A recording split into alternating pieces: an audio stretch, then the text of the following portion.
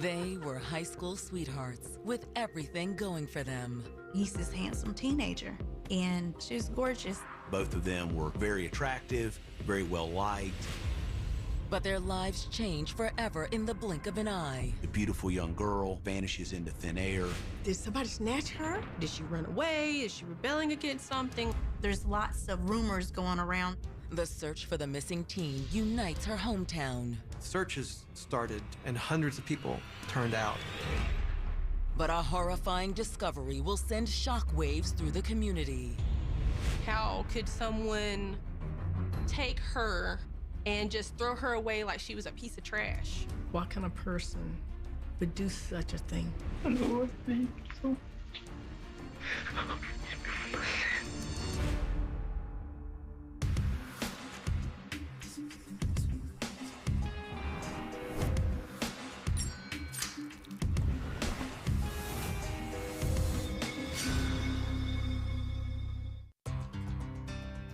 March 12, 2014. It's a quiet Wednesday afternoon in Hope Mills, North Carolina, a thriving suburb just south of Fayetteville. The town has really grown, a lot of new development, commercial and residential. Despite the growth, there are parts of Hope Mills that retain their idyllic southern charm, places like Rockfish Creek. The creek area is right in between the school and our neighborhood. After school, there'd be a lot of young people down at the creek, socializing, swimming, that sort of thing. But this warm spring afternoon, the creek's not crowded with teenagers. It's crawling with local law enforcement. Danielle! Searching for 15-year-old Danielle Locklear. Danielle! Danielle, who lives with her grandparents, disappeared the previous evening. Hey, where you going? I just have to take this book back to Embers. Well, all right. Be careful. Okay, I will. I'll be right back. But Danielle never returned. My husband said I got in the car and I drove around to see if I seen her anywhere. I didn't see her anywhere. Her grandfather did report her missing to law enforcement. Danielle! Now, less than 24 hours later, Hope Mills police are scouring the woods behind her home in hopes of finding the missing teen. The officers went down and searched the creek area. We called our K-9. He ran a search. While there's no sign of the missing teen, there's disturbing evidence that suggests she may be in trouble. Hey! It's a message scrawled in the mud along the creek. Almost like you would as a young child with a stick or something.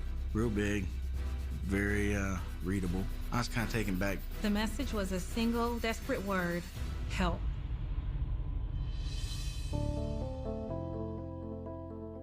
For 15-year-old Danielle Locklear, Hope Mills was home away from home. Danielle had a lot of family here. Her mother was living in the Myrtle Beach area, and she had spent some time there. Off and on, she would live with, us, with my mom. It was a change of pace. They lived at the beach most of her young life. She got to where she wanted to see something different. She wanted to expand. So coming down to stay with me, she knew she'd get to see more. In the fall of 2013, Danielle moved into her grandparents' home in Hope Mills and enrolled at Southview High School. She was excited about changing schools, and she was happy. She's happy with the transition. Danielle was also very involved in her church's youth center. She would just do little art projects with them, and all of the kids, they adored her. They weren't the only ones who flocked to Danielle, though. The pretty 15-year-old soon caught the eye of 17-year-old Jamichael Malloy. Hi. To us, he was family. We all grew up in the church together. And so I just remember seeing him as a little kid. Then he pops up and he's this handsome teenager. He was just kind of like hanging around Danielle. And then she was just looking, I could see little eyes looking at each other and everything. A star soccer player, Jamichael was quite a catch for the incoming freshman. He was popular. He was one of the preppy kids. He was super goal-oriented.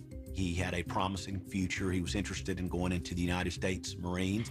Hey, I wanted to ask you, you think you'll be able to make it to the game tonight? Yes, my grandma said that she is going to take me soon. Perfect. Well, I'll see you then.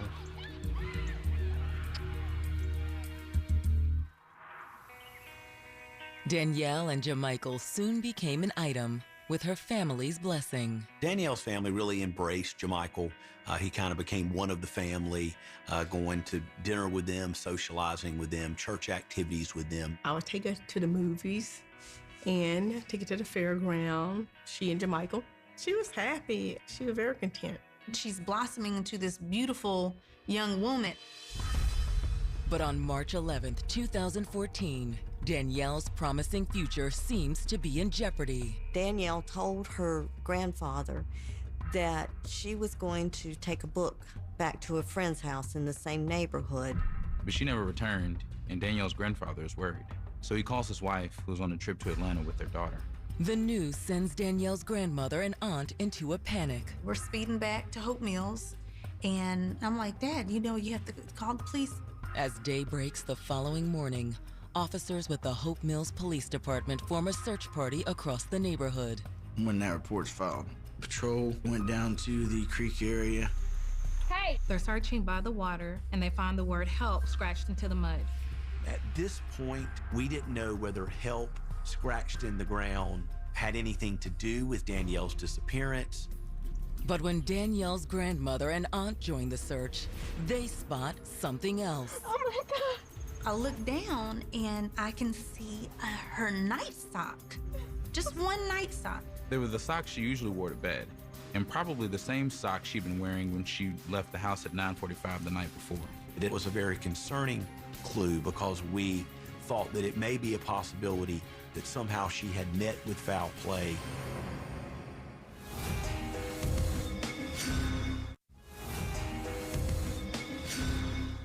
Danielle Locklear was a bright, bubbly 15-year-old. She was super positive. She really, really enjoyed life. Danielle! But on March 12, 2014, Danielle's sudden disappearance has left her family and the authorities in Hope Mills, North Carolina, desperate to find her. I blew her phone up. Like, I kept calling her and I was leaving voice messages like, Danielle, you need to answer the phone. You need to call me back. Where are you at? For her to just vanish into thin air and not be communicating with anyone was very unusual. Even more alarming are the ominous clues a search party has just found along the banks of the creek behind her home. The word help had been written into the dirt there around the creek. Additional clues by the waterfront suggest Danielle had been there recently. Her sock was laying right there at the very end of the trail to the creek. We could not tell for sure that if she was wearing that sock that evening, but we knew it was hers. As darkness sets in, police call off the search for the night and open a formal missing persons investigation. First things first, we get the child entered into NCIC. It's a National Crime Information Center. We also contacted the National Center for Missing and Exploited Children. Next, detectives sit down with Danielle's family. Thank you so much for coming in. We know you've been through a lot. We just have a few more questions that we need to ask. Was your granddaughter getting into any kind of trouble?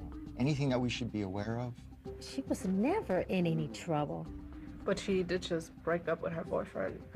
Jamichael was older. He was 17 years old, finishing up with school and hoping to go into the Marines. And Danielle was still young, had many years to go there at Southview High School. Because of that, there was an on and off nature to their relationship. And when did this go down? Around February, I would say. But according to Danielle's family, after a few days of tears, it appeared that she had bounced back.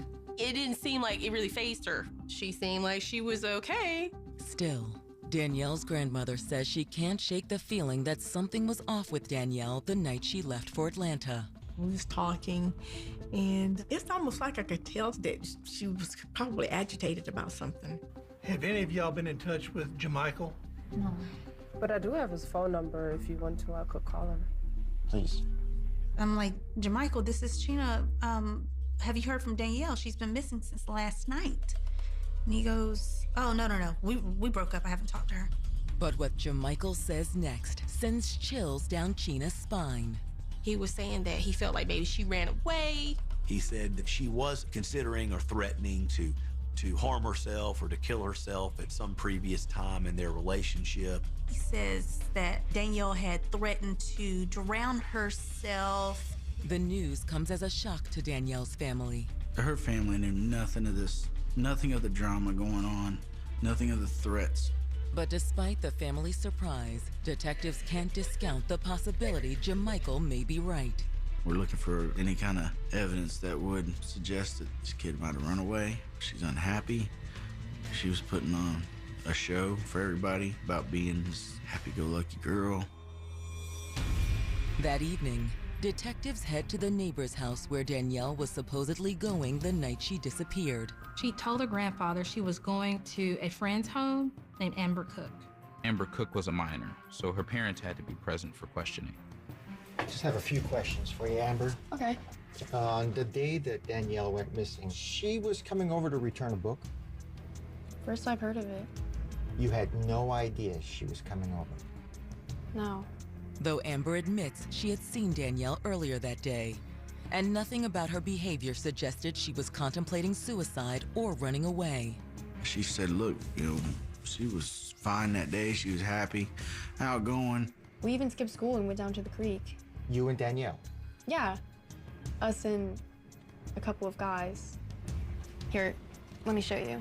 She actually had photographs of her that day down at the creek. It looked like she had been swimming. She had on swimming shorts and her hair was pulled up in a bun and it was curly. So we knew what she was wearing as of that afternoon. And we figured that it was a good chance she'd probably at least still be in that shirt. These guys at the creek, who were they? Would any of them have reason to hurt Danielle? No, they were cool. Well, all except Aron. What about Aron? She indicated that he was a troublemaker and that he had made some advances towards young Locklear. She turned him down. Maybe that prompted Aron to hold a grudge. The next morning, detectives ask 17-year-old Aron and his mother to come down to the station for questioning. He said he wasn't even at the creek that day, which we knew was a lie. You were there, Aron. Amber has pictures. Okay, I was there, but I didn't do anything to her. You can ask my mom and dad. He had a very good alibi. He had left the creek at approximately 3 o'clock or so, which is about the same time Danielle left. He had gone to sports practice. After practice, he went home. He had dinner with his family. He actually went to a movie with his family that evening. Whatever happened to her happened during the evening hours, and during the evening hours, we could account for his whereabouts. Okay, you're free to go. With Aron ruled out as a possible suspect, detectives pull Danielle's cell phone records. Law enforcement loves cell phones. In the last 10 years, cell phones have gotten GPS chips put into them, which tell exactly where you are. But when detectives get the data from Danielle's phone provider, it raises a frightening new possibility. She left her grandfather's at 9:45 p.m. and the last transmission from her phone was at 10:40 p.m. that same evening, and that the last GPS coordinate was near I-95. We immediately had concerns. Look how fast it got from her neighborhood to I-95. It told us she wasn't walking. We were concerned that perhaps she had been kidnapped.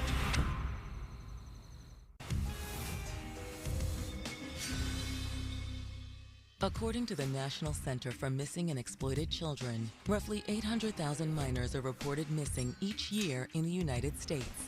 Of those, approximately 200,000 are abducted by family members, while roughly 60,000 are abducted by a family friend or acquaintance. However, just over 100 are classified as being abducted by a complete stranger. March 13th, 2014. It has now been more than 24 hours since 15-year-old Danielle Locklear disappeared from her grandparents' home in Hope Mills, North Carolina. It really started to set in, like maybe something really is wrong. When that feeling sets in, it's indescribable. My mind was going everywhere because I didn't know what had happened to her, where she was. But thanks to Danielle's cell phone records, detectives now have a better idea of the general direction Danielle was headed the night she disappeared. Her cell phone, if you follow the GPS coordinates, had left the area of her home there in Hope Mills and headed north on I-95, and the last transmission was 15 or 20 minutes up I-95. Interstate 95 is the main highway between Florida and New York, so it is heavily traveled. We get alerts all the time of people being kidnapped down south from Florida to up north in New York. The theory of, did somebody come off 95, seen this young lady walking at night, grab her, and get out of town, was definitely a concern. With Danielle's possible whereabouts becoming an ever-widening circle, detectives in Hope Mills call for backup. Our State Bureau of Investigation became involved, the FBI became involved. It's a trying time for Danielle's family, especially her mother, who's made the journey from Myrtle Beach back to Hope Mills. My sister, she was just like any mother would be. She lost it. She really did. All we could do, we could just hold each other real tight. And we just cried and cried and cried because we didn't know what to do. While Danielle's family bands together, the search for the missing teen intensifies. There were searches. Volunteers turned out. Probably 300 people. I mean, it was massive. Nobody wanted to be that one to overlook that one crucial piece of evidence, so they spared no expense. Leaving no stone unturned, detectives sit down with Danielle's ex-boyfriend, Jamichael Malloy, on March 15th. We wanted to talk to him, see when last time he talked to her, heard from her, corresponded with her, anything like that. Thank you for agreeing to meet with us. No problem. Anything I could do to help. His family was very cooperative and allowed him to speak to detectives. He definitely was eager to want to find her. Seemed like he was down to help. When was the last time you saw Danielle? It's been a couple of weeks. We broke up. And how did she feel about that? She's pretty upset. Jamichael was very forthcoming and said Danielle was really wanting to hold on to the, relationship that they had. She kept texting me, wanting to get back together. What did you do? At some point, he blocks her. He got tired of her, sending him messages. I just hope she didn't do anything crazy. So where were you Tuesday night, the night that she went missing? I was home, studying with my friend Dominic. According to Jamichael, his friend Dominic Locke had spent the night at his house too. The two of them were going to study for some standardized testing the next day. When detectives follow up with Jamichael's mother, his story checks out. His mother was there, his younger cousin was there at the home, and so there were individuals that could put him at his home that evening. After talking to Jamichael's mom, detectives head to Southview High. They went to school and started interviewing her friends about what was going on with her near the time she went missing. These are minors they're dealing with, so parents had to be notified for them to get permission to even talk to anyone. It's a frustrating day for detectives. Chasing them kids around and getting them to sit down with us and tell us what they heard, just, man, that slowed us down. There was so many stories going around. Everybody was saying different things. So basically, there was these kids in drama, right? And then there's Jessica, who was talking about Chad. And then my friend Becca told me that her little brother was also spreading rumors, so. The rumor mill started, and you talk to the kid, and he tells you he heard it from so-and-so, so now you gotta go find so-and-so, and he heard it from so-and-so. Now you gotta go, and you gotta chase this rumor through about 30 people before you get to a source who says, that's just what I heard, and I don't remember who I heard that from, or I did say that, but that's just what I heard. Despite all the rumors swirling around Danielle's disappearance, there's one story that remains constant. Apparently, Jamichael's friend Dominic and Danielle were intensely jealous of one another. What's up, Jamichael? Hey, what's up, dude? Jamichael was Dominic's best friend. They rode to school together a lot. They spent a lot of time together. Perhaps too much time for some people. Hey, look, man, we about to go play 21. You want to come? No, actually, he's gonna stay here. We're studying. As proof, several of Danielle's friends point detectives towards a social media post Danielle made shortly before her breakup with Jamichael. In it, she said she felt unloved because some people were too busy with their other friends to pay attention to their girlfriend. Detectives are wondering, how deep does this rivalry go? Is this a teenage drama or a catalyst for revenge?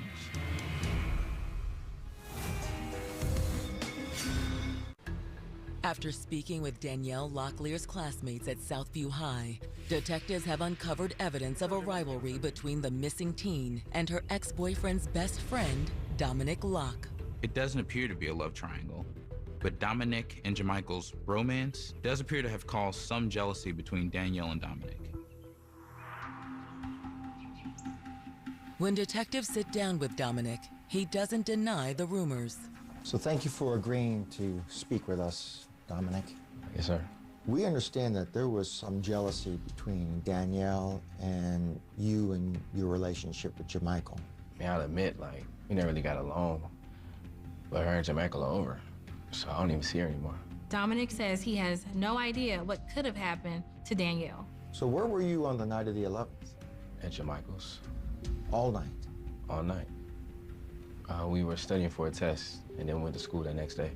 He said around 8 o'clock, he drove to Jamichael's home. The two of them are preparing for a test the next day. He spent the night over there, and they went to school the next morning. Dominic's story lines up with what Jamichael and Jamichael's mother have already told detectives. But while Dominic appears to be a dead end, detectives have no shortage of new leads to follow, thanks to news coverage of Danielle's disappearance. When it hit national news, of course, you're getting phone calls from everybody. Tips were coming in hundreds, and then we quickly got into the thousands. The flood of tips gives Danielle's family much-needed hope. Maybe she did run away because there's multiple accounts of people saying that they seen her somewhere. Detectives consider most of the tips to be long shots, but not all. A girl in Raleigh applied for a job at a hotel. Her name was Danielle Locklear. Looked like her, enough that people called. Law enforcement scrambles to follow up on the sighting. FBI had the ability to get her address, drive out to her house. It was someone who looked a lot like Danielle, but it was not Danielle. A tip came in out of Virginia in a Waffle House. It came in so fast that FBI even got to that Waffle House while she was still eating. They had to take a picture and send it to us to show her mom, and it wasn't her, but it looked like her. As the false sightings pile up, what had been hope for Danielle's family slowly gives way to the gnawing fear that they may never see her again. It was horrible. It was horrible. I was so afraid what they were going to tell me. It was just one downfall after the other. It went on for a month, you know, and that was one hell of a month. Sheer hell. You don't know if someone kidnapped her, if she's being held hostage somewhere, if she's dead. As the family's anxiety begins to mount, the town of Hope Mills does everything they can to buoy their spirits. The community came out and supported Danielle's family. They had candlelight vigils. They launched 1,000 balloons on March 29th to basically pledge their support for Danielle and for her safe return. Danielle's fellow students turn out in force at every event. They were strong for each other. They loved her. It was just blatantly obvious. During this time, it also becomes obvious that despite their breakup, Danielle's ex-boyfriend Jamichael still cares for her and her family. He was there with us at the search, the balloon release, coming by my house, bringing food. Despite the love and support of everyone in Hope Mills, law enforcement is growing increasingly frustrated at the lack of progress in the case. The Hope Mills police chief said that they'd received more than 500 tips and leads, but none of them had panned out. Then, on the evening of April 2nd, another lead comes in, the one everyone has been dreading. Hey, dispatch, this is 113. I need some assistance. Okay. I'm down here at Hollow Bridge Road. He took an alternate route. He said he usually don't go that route too often, but he went that route that day. But as he passed the South River, he stopped. Out the corner of his eye, he saw something in the river that caught his attention. There's something that's floating in the river down below. Is there a deputy that's close by with a pair of binoculars so I can make sure there's not a body in the water? It, in fact, was a body.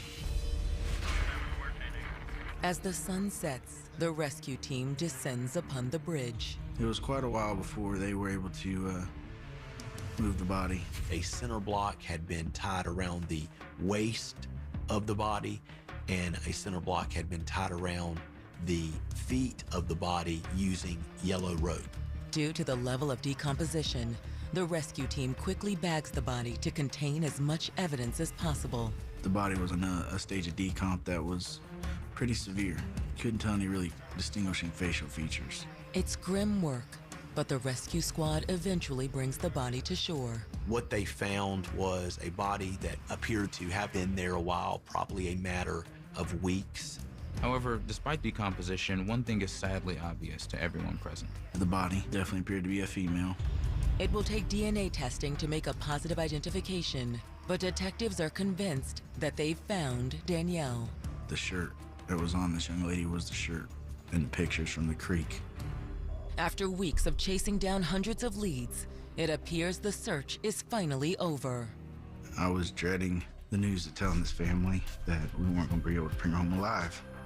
But even in death, has Danielle managed to leave detectives a clue about her killer's identity? This wasn't just a coincidence. She put herself in that situation because of her trust. This body was found not even a stone throw away from his house.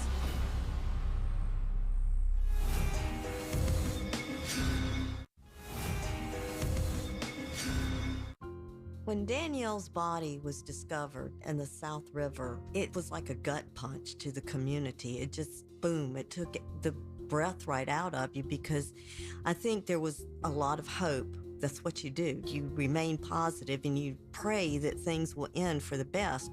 And so when her body was found in that river, I think it really was just gut-wrenching for a lot of people. On April 2nd, 2014, 22 days since her disappearance, it appears that the search for Danielle Locklear has come to a tragic end. They reach out to my sister. The detectives come over and they say, we found a body. And of course my sister, her concern was, is it her? I couldn't really tell her that it was, but the description fit Danielle. The autopsy uncovers additional evidence suggesting that the body is the missing 15-year-old. In her mouth was a sock. The sock matched the sock that was found by Gina Papa, Danielle's aunt, on the path near the creek. The autopsy also suggests that the sock is, for all practical purposes, the murder weapon. The medical examiner was able to confirm that the cause of death appeared to be asphyxiation, that she was suffocated. There was no other real trauma to the body. On April 4th, 2014, everyone's worst fears are officially confirmed. We were able to positively confirm through mitochondrial DNA and dental records that this was Danielle. She had been in that water, in that dark, nasty water, for a month. And that is crazy to me. How could someone take her and do this? Well, really, it was like dumbfounded.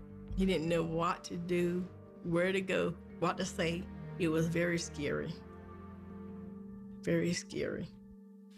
With the search for Danielle finally over, detectives doubled down on their efforts to bring her killer to justice. We need to figure out what happened. This family needs some closure. To detectives, the location of Danielle's body leads them to one conclusion. She was found 3.2 miles, about a 4 or 5 minute drive from Jermichael's house. It was like a big red arrow pointing at him. That afternoon, detectives descend upon Jermichael's home with a search warrant. I remember pulling up to the house, and I seen a pump house right there next to the driveway, and there was some cinder blocks. And I was like, oh, man. They looked to be the same type of cinder blocks that were tied around Danielle's body. Yes? We have a warrant to search your home, and we need to talk to Jermichael back at the station. He came out. I said, young man, it's time to come with me. We need to go talk. You good with that? Yeah, I'm good with that. He was not bothered or annoyed at all. He was as calm as anyone could ever be.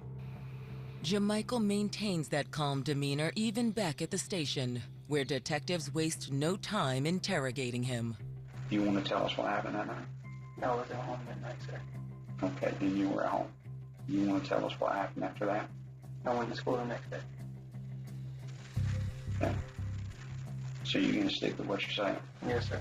He just basically keeps saying, I've had no involvement. He really didn't have an explanation for why she was found, 3.2 miles from his house. He just maintained that he was not involved in the disappearance and not involved in her death in any way. Why in the world would I put her down the street and around the corner? Jermichael continues to be unfazed when detectives confront him with the evidence their search warrant has uncovered. They went and searched his home, and they found the same center block and rope there. What if I tell you that we found the rope that she was tied up with? And y'all found the rope? At your house? Shouldn't be at my house. Why shouldn't it be? Because it has nothing to do with it. Jermichael is about as calm and cool as anyone I've ever seen on video. Still, detectives keep the pressure on. Your house has similar type cinder block, which is not good. The investigator tries to break him, he's not successful. Unless y'all can prove it has something to do with it, which y'all are not going to be able to because it doesn't have anything to do with it, I'm going to look perfectly fine. Jermichael is correct. At the end of the interview, detectives have little choice but to let him go. We have nothing to hold him on. We let him walk. At this point, all of the evidence the detectives have is purely circumstantial. Stonewalled by Jermichael, detectives decide to try a different approach. His best friend, Dominic Locke. They wanted to chip away at the alibi of Jermichael. Locke and Jermichael. Those two said they were together that night. Dominic said that he spent the night over there and they went to school the next morning. But when detectives reach out to Dominic, the investigation hits a snag. He declined to be interviewed further about what had happened. He said he wanted to talk to a lawyer first. Though Dominic isn't willing to speak with police, a couple days later, Jermichael has a change of heart. 2-3 days go by, I believe it was. Get a call, hey, Jermichael's on his way to the courthouse. Jermichael decides to come in and give at least his version of what happened the night of March 11th. I was just dumbfounded. I was like absolutely dumbfounded.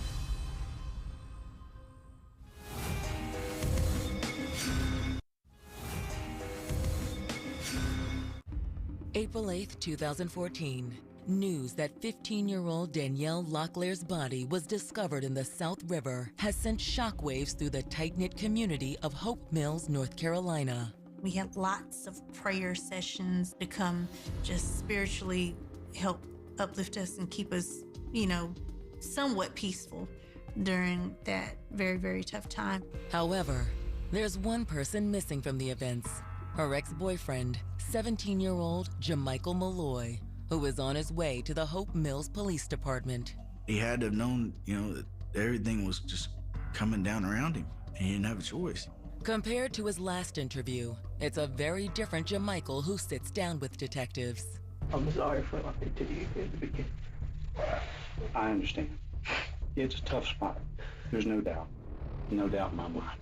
Jermichael starts off the interview by admitting that on the night that Danielle disappeared, he and Dominic had snuck out of his house. They had climbed out a window so as not to be detected. So, of course, when we interviewed his mom, was he home? Yeah, he was home, but she didn't know he left.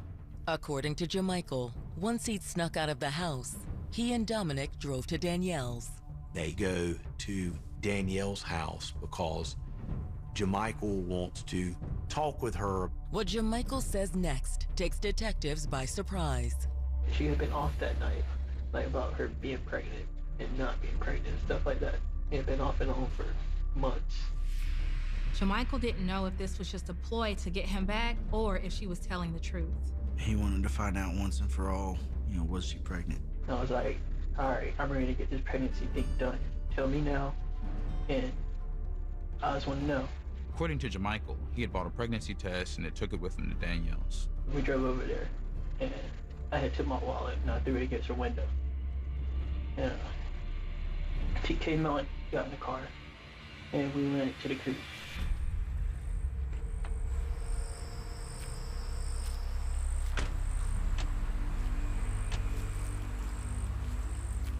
Dominic stays at the top of the car, according to Jermichael. Jermichael and Danielle start heading down the path, and they go down the path probably 70, 100 yards, something like that. We sat down and talked for a while.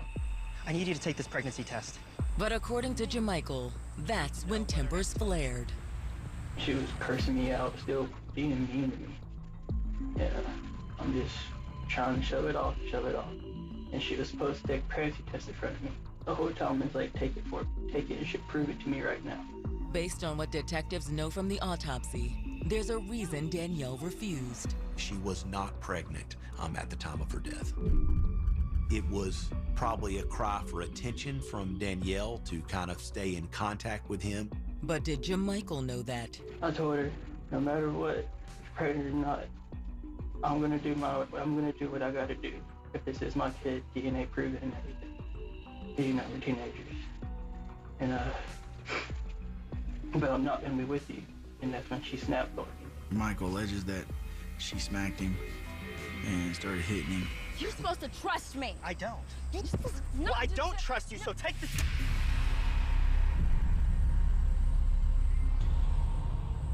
He said he grabbed her around the neck. And next thing you knew, he blacked out.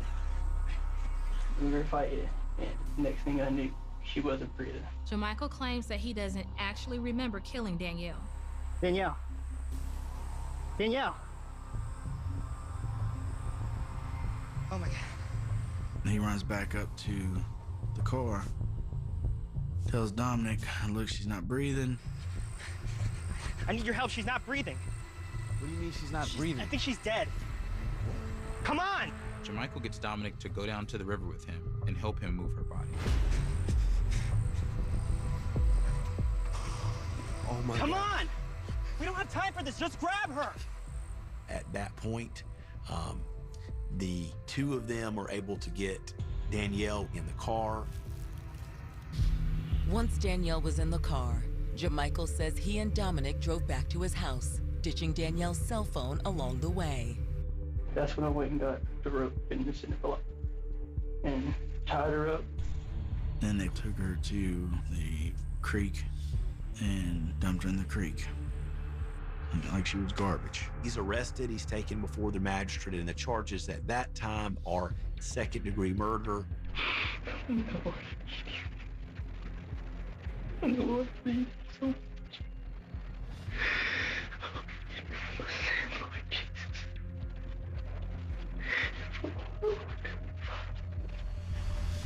Detectives arrest Jamichael's friend, Dominic Locke, that same evening.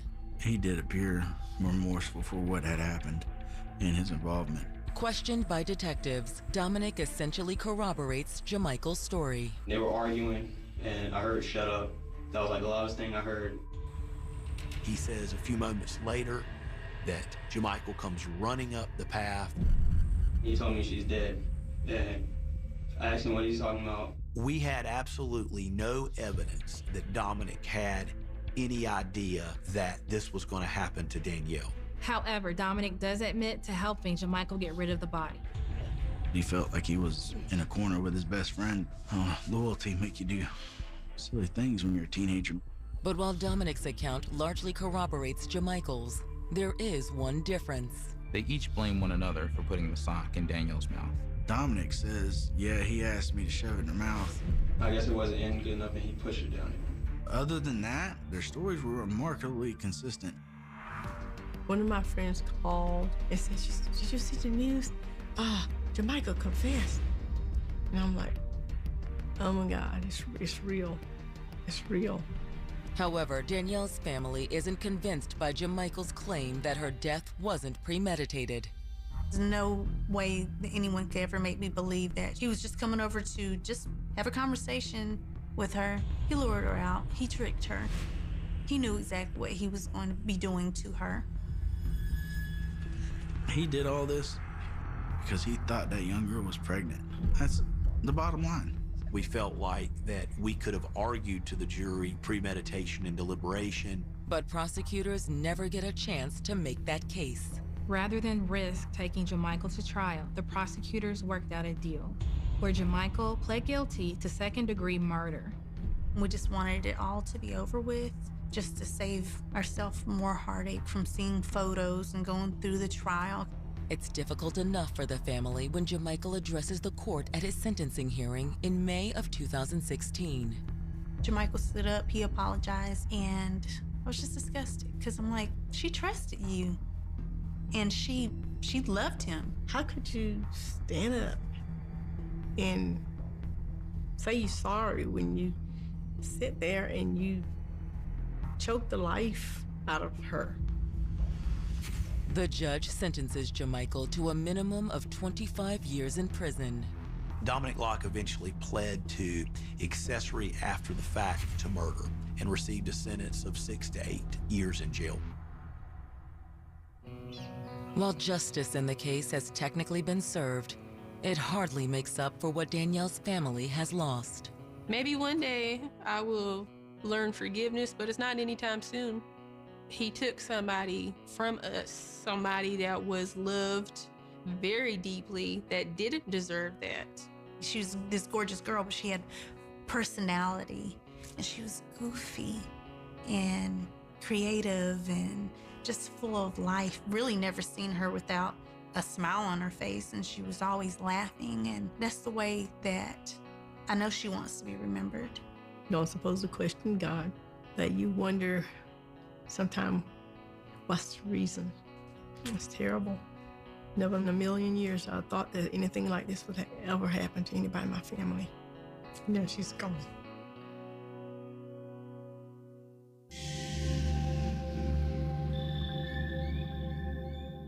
The town of Hope Mills, North Carolina sits with a deceptive quietness just south of Fayetteville, a place where the humidity clings to you like a second skin, and the crickets sing a chorus that sounds suspiciously like static electricity. It is the sort of place that prides itself on a specific brand of Southern idyllic charm, the kind where new residential developments sprout up like well-manicured mushrooms, promising safety, community, and two-car garages. But for Detective Miller, a man whose cynicism had been cured and aged over 20 years of law enforcement like a fine, bitter ham, Hope Mills was just another map of potential 911 calls waiting to happen. Miller knew that geography doesn't prevent sin, it just changes the scenery.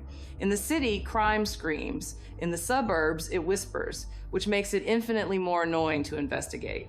It was the 12th of March, 2014, a Wednesday that felt agonizingly average. The air was warm, a premature spring teasing the residents, drawing teenagers out of their air-conditioned hives and toward the darker, cooler recesses of Rockfish Creek. The creek was the unspoken DMZ of the local youth, a place between the high school and the neighborhoods where supervision was minimal and the cell reception was just spotty enough to ignore a parent's call with plausible deniability. But on this particular afternoon, the creek wasn't hosting the usual gaggle of truant lovers or amateur anglers. It was crawling with uniforms. The yellow tape, a garish confetti in the serene woods, fluttered in the breeze, marking the boundary between a bad day and a tragedy.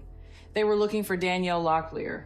Danielle was 15, an age that is simultaneously invincible and terrifyingly fragile. She was the kind of girl who seemed to vibrate with kinetic energy, described by everyone who knew her as bubbly, a word police officers hate because it usually appears in the past tense.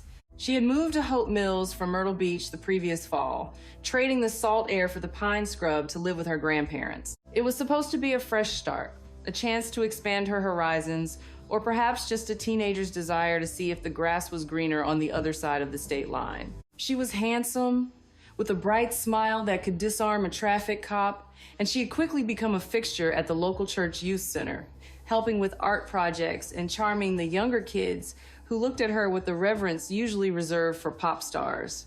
She was the girl who had everything going for her, which, in Miller's experience, was usually the first line in the eulogy of a life interrupted.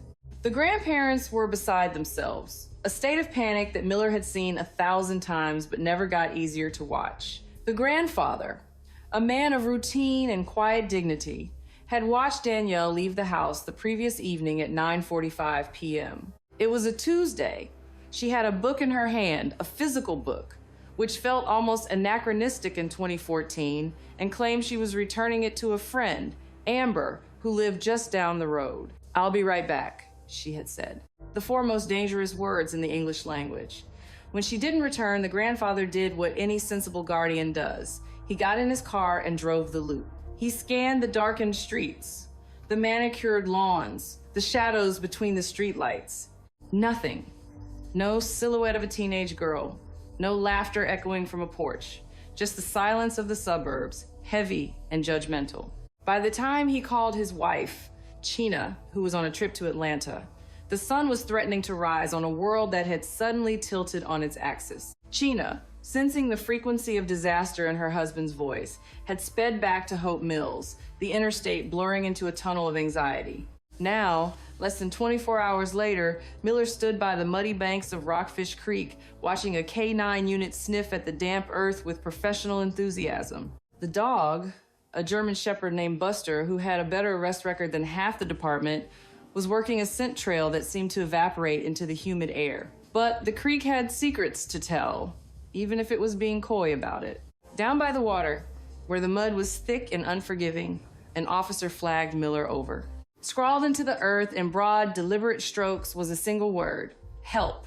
It wasn't scribbled, it was carved, big and readable, like a billboard for desperation. Miller stared at it, chewing on the inside of his cheek. It looked theatrical. In his line of work, you learn that real terror is often silent, messy, and incoherent. This looked like something from a movie, or worse, a prank. Almost like a young child did it with a stick, the officer noted, scratching his head. Miller grunted. Teenagers were capable of anything, including staging their own melodramas, but you don't ignore a neon sign just because the font looks suspicious. Then came the sock.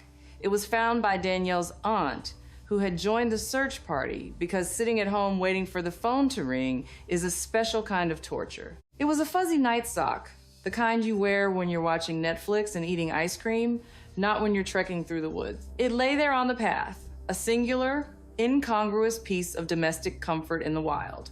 The family confirmed it was hers. It was likely what she was wearing when she walked out the door.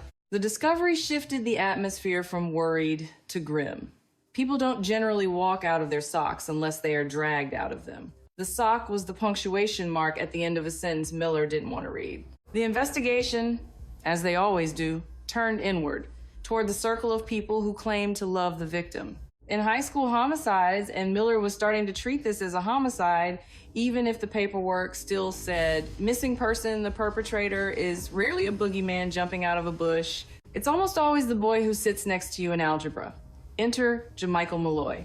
If you were casting a movie about the all-American high school romance, Jamichael was your leading man. 17 years old, athletic, handsome, and possessing that specific brand of teenage confidence that borders on narcissism. He was a star soccer player, popular with the preppy crowd, and had his sights set on the United States Marines. He was goal-oriented, disciplined, and by all accounts, the perfect boyfriend. Danielle's family adored him. He was a fixture at their dinner table, polite, charming, and respectful. He was family. But Miller knew that family is where the deepest knives are kept. The detectives brought Jamichael in, not in handcuffs, but for a chat. The interview room was stale, smelling of old coffee and nervous sweat, but Jamichael seemed immune to the atmosphere. He sat there with the posture of a choir boy, his hands folded, his face a mask of polite concern. "I just want to help," he said, his voice steady. He explained that they had broken up a few weeks prior. It was the usual teenage tragedy. He was 17 and looking at the Marines. She was 15 and still had years of high school left. Their timelines didn't match. He claimed Danielle took it hard, that she was the one clinging to the relationship, texting him, begging for another chance. He, the mature stoic, had blocked her number to help her move on. It was a plausible story. It painted him as the weary, responsible adult and her as the emotional child. When asked about his whereabouts on the night she vanished, Jamichael didn't blink.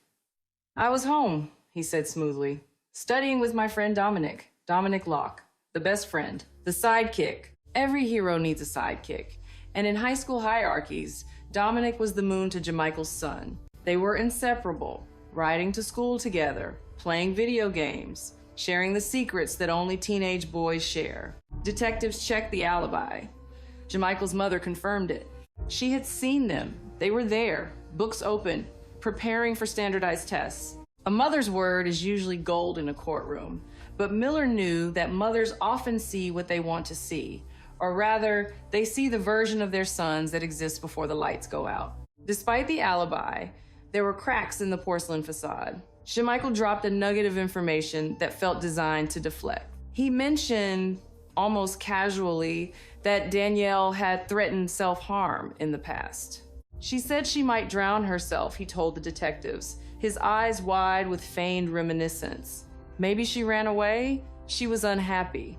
It was a classic move, paint the victim as unstable. If she's crazy, her disappearance is her own fault. It shifts the narrative from abduction to runaway. But the family didn't buy it. Danielle was the girl who organized art projects for church kids, not a brooding Sylvia Plath wannabe. She was planning for the future, not plotting her exit. The detectives had to widen the net. They went to the friend's house, Amber Cook, the alleged destination of the book return. Amber was a minor, so her parents hovered like protective drones during the questioning. Amber was baffled. She wasn't coming here, Amber said, shaking her head. I didn't even know about a book. Strike one for Danielle's story. But Amber did have something interesting. Photos. She pulled out her phone, scrolling through the digital debris of teenage life until she found pictures from earlier that day. Danielle at the creek, smiling, happy. She was wearing swimming shorts and a specific shirt. Her hair was up. It was a timestamp of vitality. Amber also mentioned a boy named Aron, a troublemaker who had made advances on Danielle and been rejected. A rejected boy is a dangerous thing. So the police dragged Aron and his mother in. Aron, sweating under the fluorescent lights, had an alibi tighter than a drum. Sports practice, dinner with family, a movie. He was accounted for every minute of the evening. Aron was a dead end, but a necessary box to check. The investigation then turned to the digital breadcrumbs. Law enforcement has a love-hate relationship with cell phones. They are privacy nightmares, but investigative gold mines? Danielle's phone records painted a terrifying picture. She left her house at 9:45 p.m. Her phone pinged near her home. Then silence until 10:40 p.m. The phone pinged again, but not in the neighborhood. It was miles away, near Interstate 95. The GPS speed indicated the device was moving fast, too fast for walking. 9:45 to 10:40. Less than an hour. In that time, she had gone from a safe suburban street to the on-ramp of the East Coast major artery. I-95 is the river of iron and asphalt that connects Florida to New York. It is a corridor for commerce, tourists, and unfortunately, human trafficking. The theory hung in the squad room like cigarette smoke. Did someone snatch her? A stranger passing through, seeing a pretty girl in the dark, grabbing her and hitting the highway? It fit the stranger danger profile that keeps parents awake at night. The FBI was called in, the State Bureau of Investigation joined the party, the circle was widening, the stakes were rising, and the odds of a happy ending were plummeting. While the feds chased the ghost of a trafficker on I-95, the local police went back to high school. Interviewing teenagers is an exercise in frustration that should be reserved for the deepest circles of Dante's Inferno. Rumors in a high school don't spread, they metastasize. Everyone heard something. One kid heard she ran off to California. Another heard she was pregnant. Another heard she was hiding in a basement. It was a game of telephone, played by children who treat tragedy as social currency. So-and-so told me that her cousin heard from his barber. Miller wanted to bang his head against the lockers. But amidst the noise, a consistent frequency emerged. The friction between Danielle and Dominic, the best friend. Apparently, Dominic and Danielle were jealous of each other. They were fighting for custody of Jermichael's time. A social media post surfaced where Danielle lamented feeling unloved because some people were too busy with their friends. It was petty, low-stakes drama, but in the pressure cooker of adolescence, petty grievances can boil over into violence. Detectives sat Dominic down. He was quieter than Jermichael, less polished. He admitted he didn't like Danielle much, but he shrugged it off. They broke up. I don't care, he mumbled. He stuck to the script. He was at Jermichael's house all night, studying, sleeping, school the next day. The story was a brick wall. Without a body, without a crime scene, without a confession, the police were stuck with circumstantial unease and a missing girl. Days turned into weeks. The community of Hope Mills, desperate to do something, anything, rallied. Candlelight vigils were held, casting long shadows against the church walls. 1,000 balloons were released into the sky, a symbolic gesture that looked beautiful on the evening news, but did nothing to bring a girl home. And there, in the front row of the grief, was Jamichael Malloy. He was the grieving ex-boyfriend, the supportive friend. He brought food to the grandparents. He hugged the mother. He bowed his head during prayers. It was a performance that would have won a Tony Award if the stage wasn't a crime scene. To the family, he was a pillar of strength. To Miller, watching from the periphery, he was a suspect who was getting too comfortable. There is a specific kind of arrogance in returning to the scene of the crime, but returning to the family of the victim, that requires a soul that has been surgically removed. Then, the break came. It didn't come from high-tech GPS tracking or a brilliant deduction. It came from a man who took a different route home. On the evening of April 2nd, a local resident was driving across a bridge over the South River, miles away from the initial search zone. He looked down, perhaps fate, perhaps just curiosity, and saw something snagged in the dark water. It wasn't a log. He called it in. The rescue team arrived as the sun was setting, casting the river in a bloody orange hue. The recovery was gruesome. The body had been in the water for weeks. Decomposition is a cruel artist. It erases features, bloats, tissue, and strips away humanity. But the clothes remained. The shirt matched the photos Amber had shown them. And there was something else, something that spoke of cold, calculated malice. Cinder blocks. Heavy, rough masonry blocks were tied to the body with yellow rope, one around the waist, one around the feet. This wasn't an accident. This wasn't a runaway. This was disposal. The location of the body was the key that unlocked the entire case. The South River Bridge was remote, but not random. It was exactly 3.2 miles from Jamichael Malloy's house. A 4-minute drive. It was practically in his backyard. The GPS ping on I-95 had been a decoy, or perhaps just the phone continuing to travel after being tossed from a moving car, but the body anchored the crime to Jamichael. The stranger on the highway theory evaporated. This was local. This was personal. The autopsy provided the final, sickening details. The cause of death was asphyxiation. But the detail that made even the medical examiner pause was the sock. A sock had been stuffed into her mouth. It matched the one found on the trail. The socks were a pair. One left behind as a clue, the other used as a weapon. It was a grotesque symmetry. On April 4th, confirmation came. Dental records and mitochondrial DNA proved what everyone already knew. Danielle Locklear was dead. The news hit the family like a physical blow. The hope that had sustained them for weeks collapsed into a black hole of grief. But for the detectives, grief had to wait. They had a murderer to catch, and he was currently sitting in third period English. They hit Jamichael's house with a search warrant. As the squad cars rolled up, Miller saw it immediately. Sitting by the pump house, innocuous as lawn gnomes, were cinder blocks. The same type, the same texture as the ones weighing Danielle down in the river. It was almost insulting how lazy the concealment was. Jamichael was brought out. He didn't cry. He didn't scream. He looked at the officers with a terrifying calmness and said, "I'm good with that." He was unfazed. It was the behavior of someone who believes they are smarter than the system, or perhaps someone who lacks the hardware to process guilt. Back in the interrogation room, the dynamic had shifted. This wasn't a chat anymore. They laid it out. The body near his house, the cinder blocks in his yard, the absurdity of his alibi. Jamichael sat there stone-faced. He denied everything.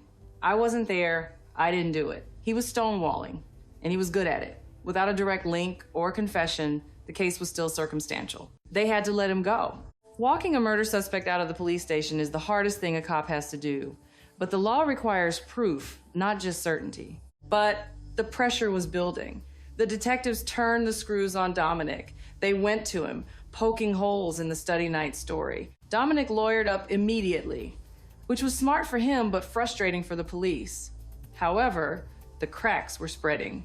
Loyalty is a finite resource, especially when you are 17 and facing a life sentence for a crime you might have only helped cover up.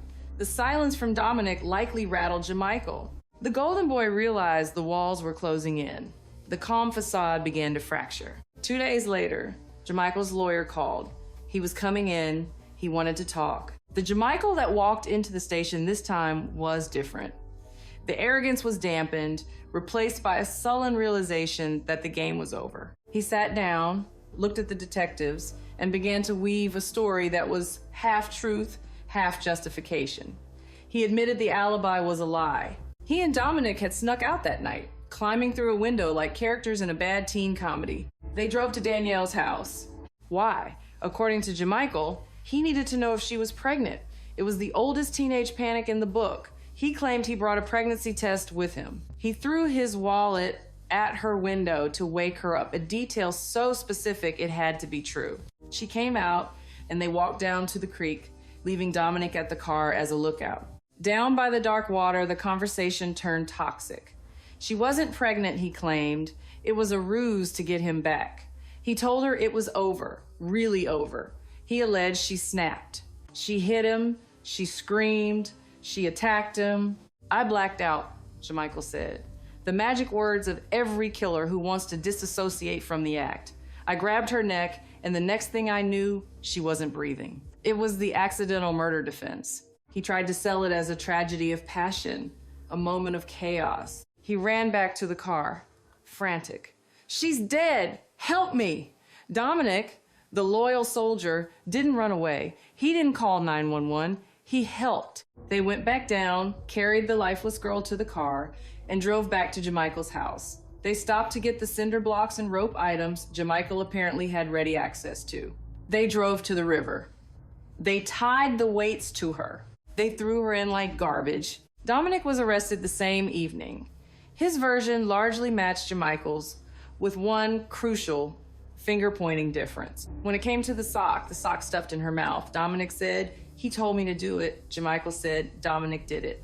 Even in their confession, the ride-or-die friendship died the moment culpability was assigned. The legal system ground its gears. The family wanted a trial. They wanted the world to see the monster behind the mask. They believed it was premeditated. The cinder blocks, the rope, the lure, it felt planned. He lured her out because he thought she was pregnant, the grandmother insisted. But the prosecutors, looking at the complexities of a trial and the risk of a jury, cut a deal. Jamichael pleaded guilty to second-degree murder. He stood in court, apologized in a voice that sounded hollow to the weeping family, and was sentenced to a minimum of 25 years. Dominic got 6 to 8 years as an accessory. In the end, Hope Mills went back to being quiet. The yellow tape came down, the crickets continued their static song, but the idyllic Southern charm had a crack in it that would never fully heal.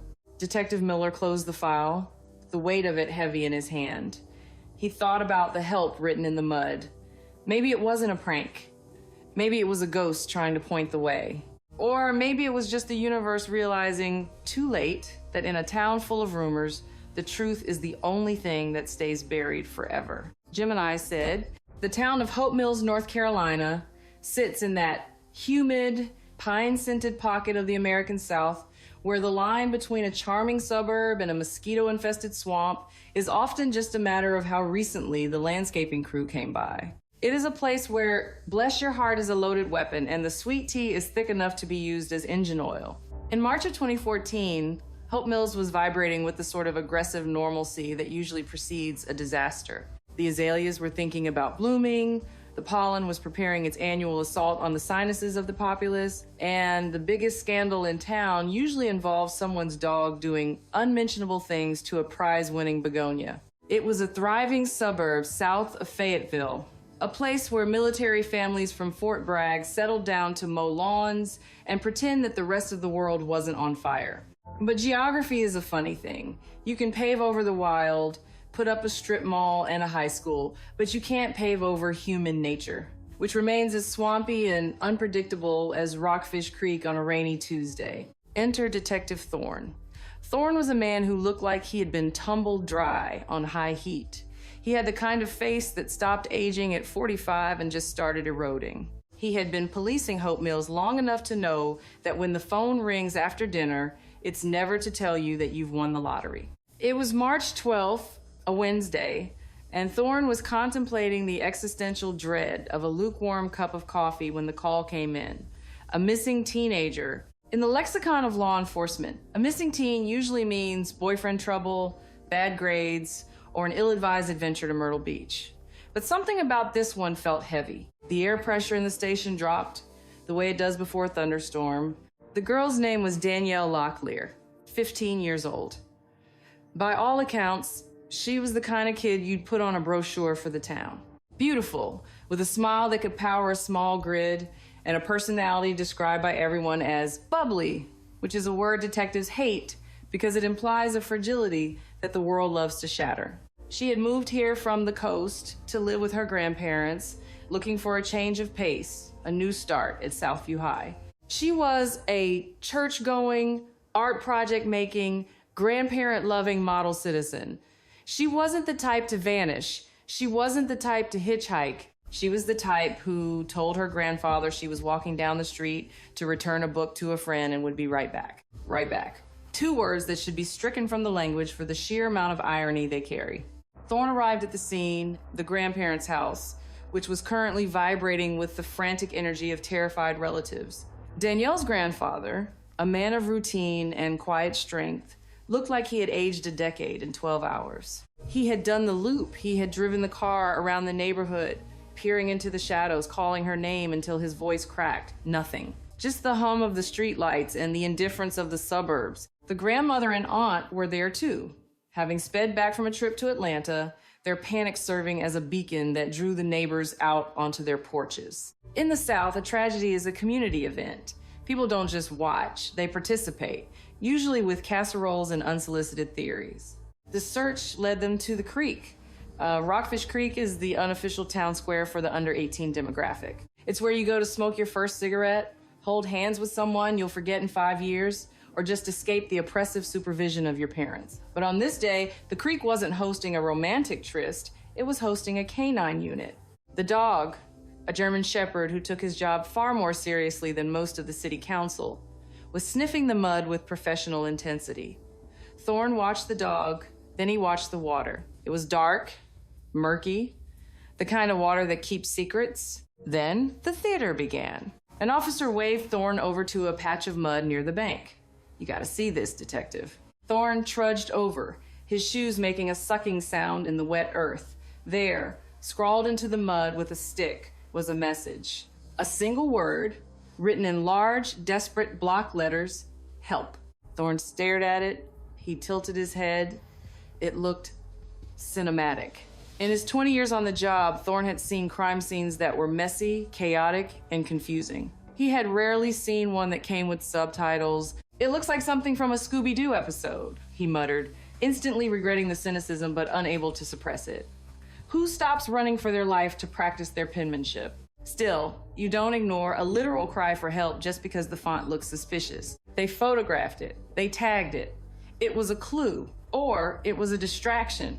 In high school cases, the line between the two is often invisible. Then came the sock. A single, fuzzy night sock. The kind of sock sold in packs of 3 at Target, designed for slumber parties and lazy Sundays. It was lying on the path, looking forlorn and out of place among the pine needles and beer cans.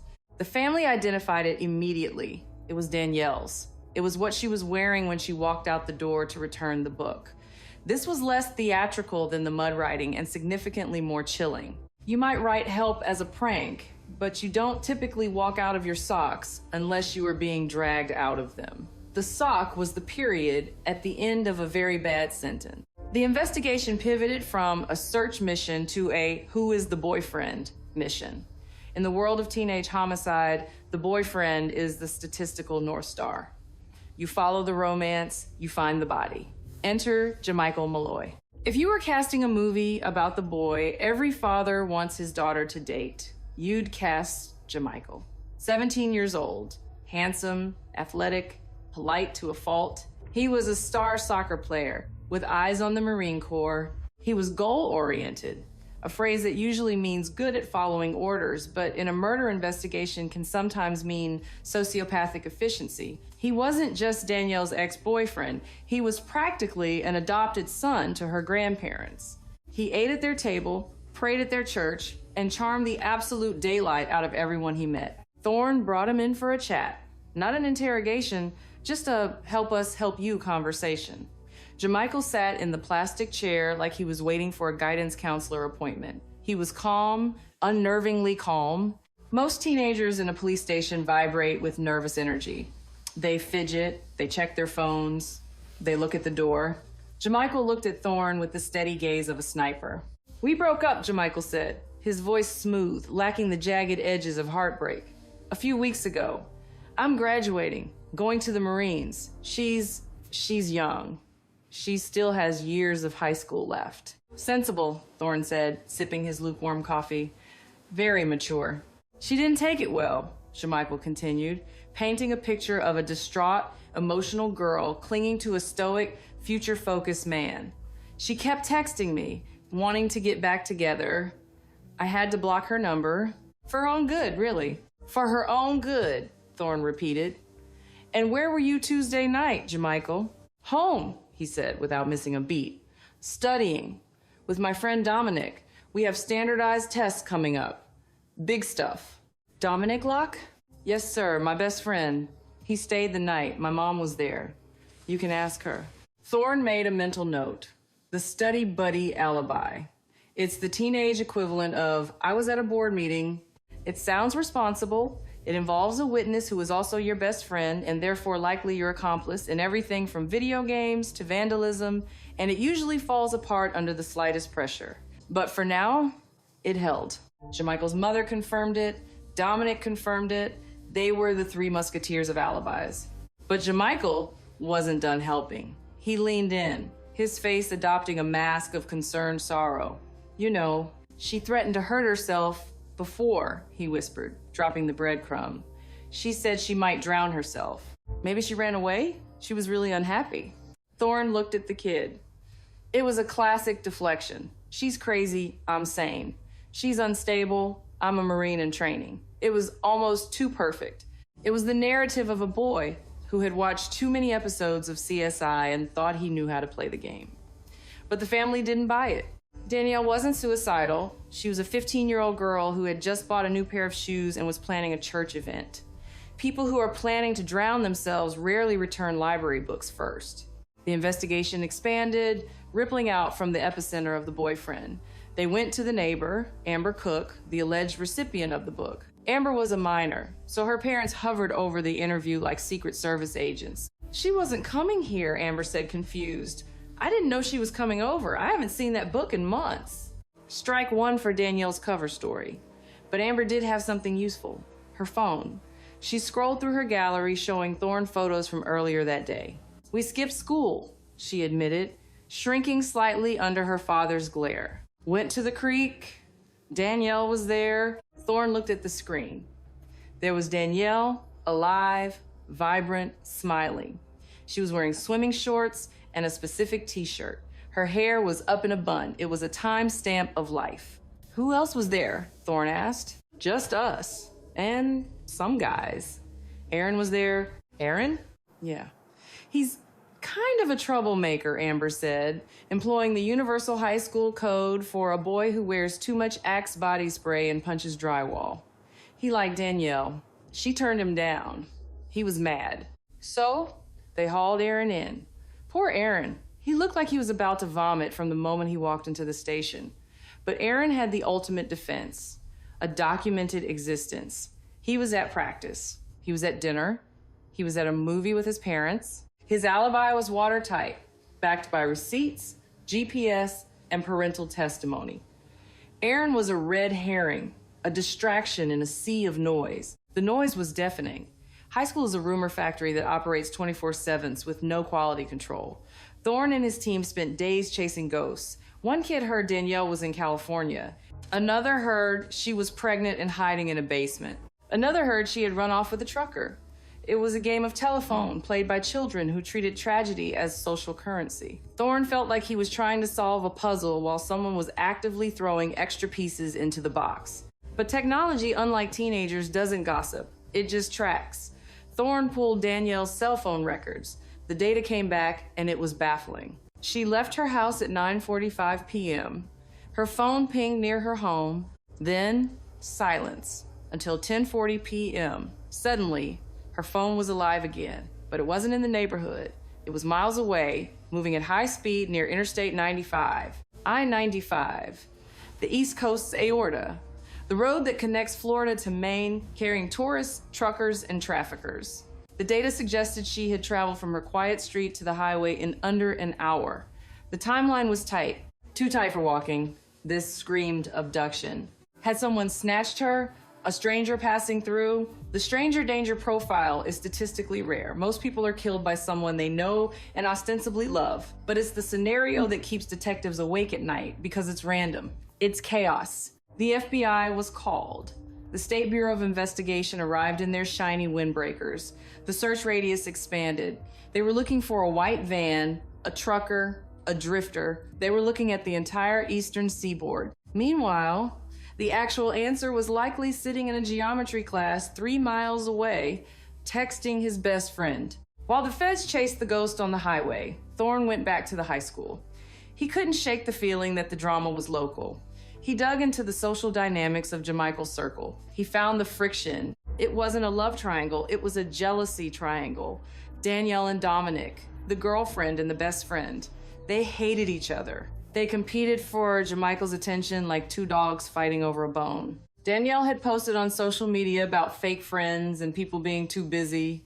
It was petty teenage angst, but in the pressure cooker of adolescence, petty angst can curdle into violence. Thorne brought Dominic in.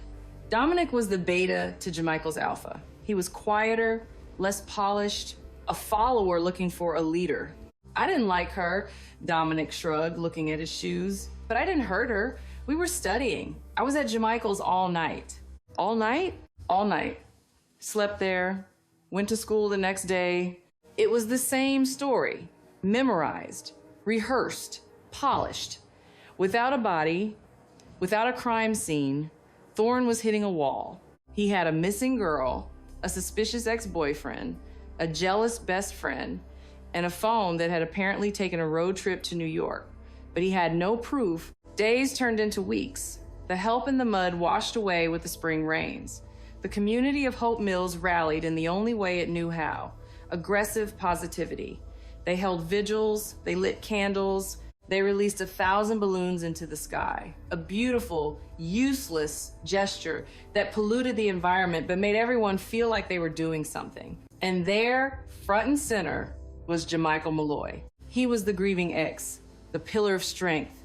He brought casseroles to the grandmother. He hugged the mother China. He stood in the church, head bowed, looking for all the world like a young man crushed by the loss of his first love. Thorne watched him from the back of the church. It takes a special kind of darkness to kill a girl and then eat her grandmother's potato salad. It was a performance that bordered on psychopathy. He was too comfortable. He was too present. Most guilty people run. Jamichael was burrowing in like a tick. Then the universe intervened. The universe, in this case, took the form of a man taking a shortcut home on April 2nd. He was driving over the South River Bridge, a lonely stretch of road miles from the search grid. The sun was setting, casting long, bloody shadows across the water. He glanced down. Maybe he was looking for fish, maybe it was just fate, and he saw something. A shape, bobbing in the murky water, snagged on some debris. It wasn't a log. He called it in. Thorne arrived as the rescue squad was putting the boat in the water. The air was thick with the smell of river mud and decay. The recovery was grim. The body had been in the water for weeks. The South River is not kind to the human form. Decomposition had done its terrible work, erasing the face that had smiled in so many photos. But the clothes remained. The t-shirt, the shorts, and something else. Cinder blocks. Thorne stood on the bank, watching as they hauled the body onto the stretcher. 2 cinder blocks were tied to the body with yellow nylon rope, one around the waist, one around the ankles. This wasn't a suicide. People don't tie cinder blocks to their own feet and jump off a bridge 3 miles from their ex-boyfriend's house. This was disposal. This was a mob hit, or a very stupid teenager's idea of a mob hit. Thorne looked at the map. The bridge was 3.2 miles from Jamichael Malloy's house, a 4-minute drive. It was practically his backyard. The GPS ping on I-95, a decoy. A red herring thrown out the window of a moving car to send the FBI chasing their tails while the real evidence sank to the bottom of the local river. The autopsy confirmed the identity. It was Danielle, and it revealed the final horrific detail. A sock was stuffed into her mouth. It matched the one found on the trail. The socks were a pair, one left as a calling card, the other used as a gag. The cause of death was asphyxiation. She had been choked, silenced, and dumped like trash. Thorne didn't sleep that night. He sat in his office, staring at the photo of the cinder blocks. He knew where he had seen blocks like that before. Every house in that part of the county had a pile of them behind a shed or a pump house. They were as common as pine cones, but he had a hunch. The next morning, the police rolled up to Jamichael's house with a search warrant and the kind of grim determination that scares lawyers. Thorne got out of the car. He didn't even have to go inside. There, sitting right next to the driveway, by the pump house, was a stack of cinder blocks. The same color, the same texture, the same masonry. It was almost insulting. It was the laziness of arrogance. No one will look here.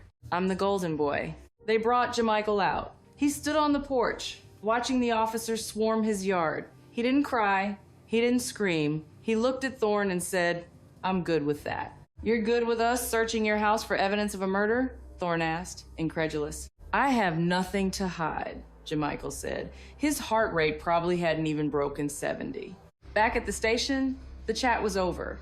This was an interrogation. Thorne laid the photos on the table. The body, the blocks, the map showing the distance to his house, the sock. "Explain this, Jamichael," Thorne said, his voice hard. "Explain why her body is 4 minutes from your Xbox." Jamichael stared at the photos. He didn't flinch. "I don't know. Someone must have put her there. I was studying." He was a stone wall. He denied everything. He had an answer for everything, or rather, the same non-answer. "I wasn't there. I didn't do it." Without a confession, without DNA linking him directly to the blocks, which were porous and tough to get prints off, they were stuck. They had a mountain of circumstantial evidence, but in the American justice system, you need a smoking gun, not just a smoking pile of coincidences. They had to let him walk. It was the hardest thing Thorne had ever done.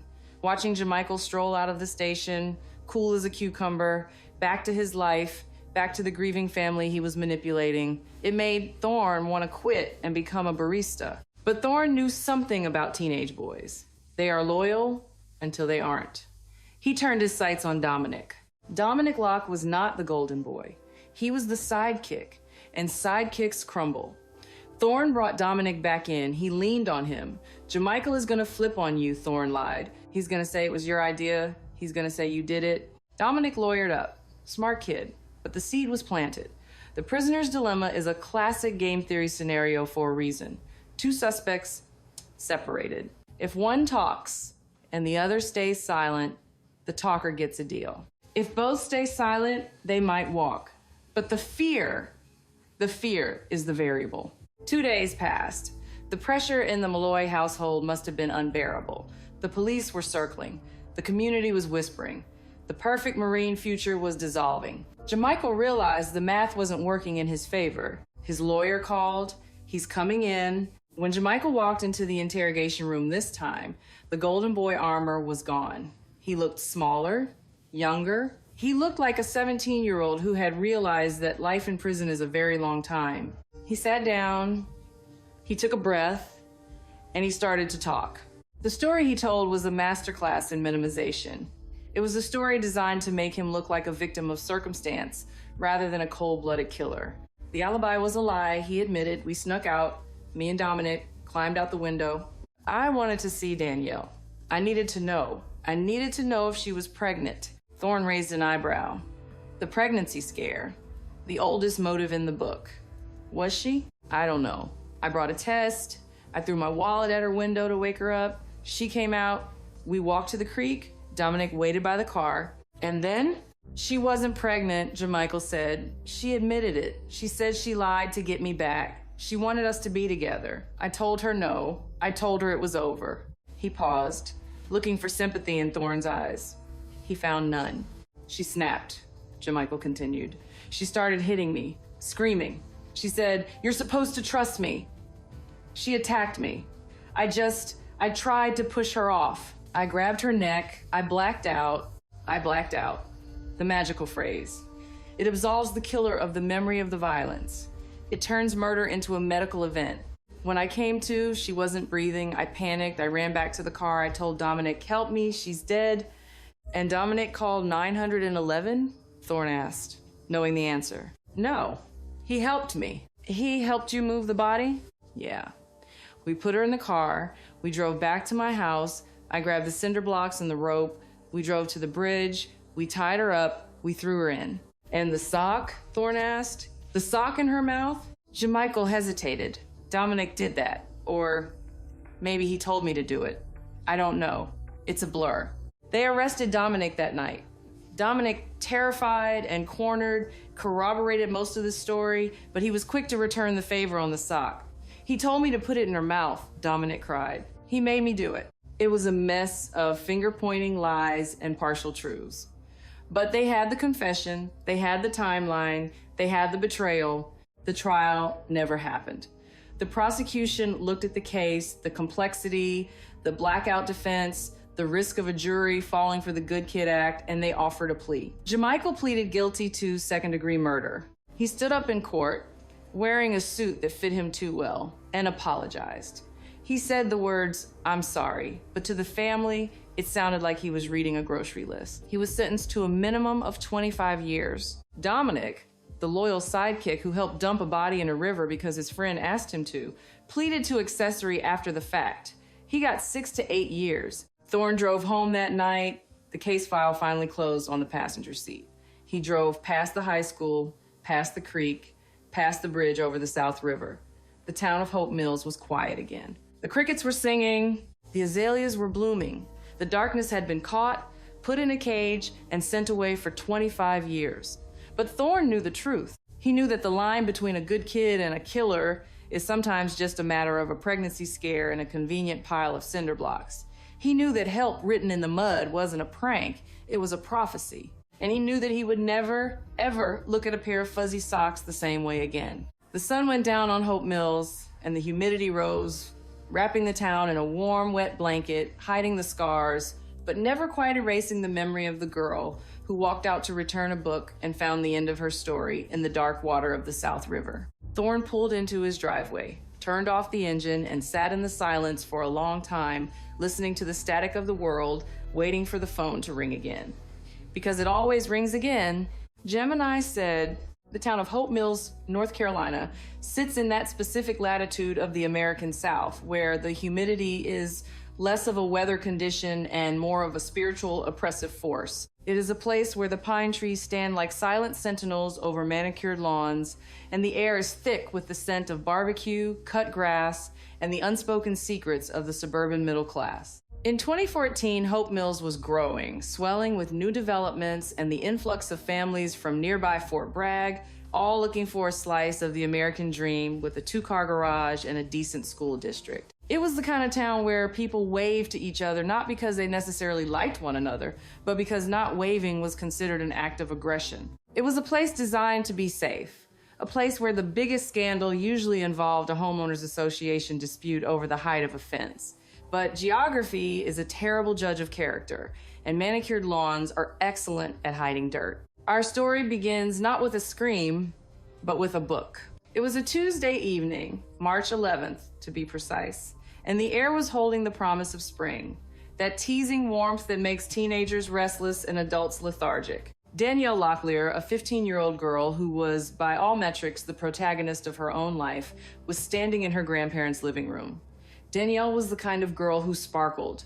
People used the word bubbly to describe her so often it practically became her middle name. She had moved to Hope Mills from the coast, trading the salt spray of Myrtle Beach for the pine needles of the Sandhills, seeking a change of scenery and a deeper connection with her grandfather and grandmother. She was handsome, with a smile that could disarm a traffic cop and a spirit that made her a favorite at the local church youth center, where she helped small children with art projects that inevitably involved too much glitter. "I'm just gonna run this book back to Amber's," she told her grandfather, holding up the literary prop that would become the first crumb in a trail of sorrow. Amber lived in the neighborhood, a short walk through the labyrinth of cul-de-sacs. "I'll be right back." Be careful, her grandfather said.